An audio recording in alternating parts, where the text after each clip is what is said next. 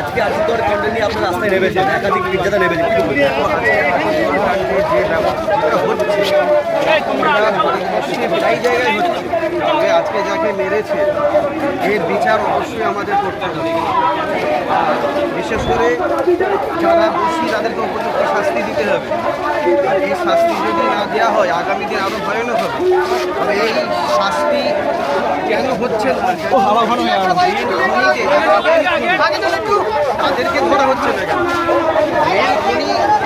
যদি ঠিকমতো তদন্ত হয়, অনেক মন্ত্রী এর মধ্যে জড়িত আছে, এর মধ্যে অনেক মন্ত্রী জড়িত আছে।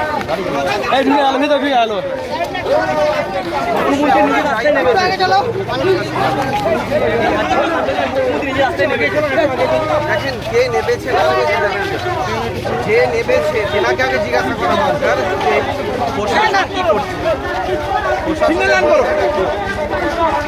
প্রশাসনের ভূমিকা কি? এই যে মুখ্যমন্ত্রী বলছেন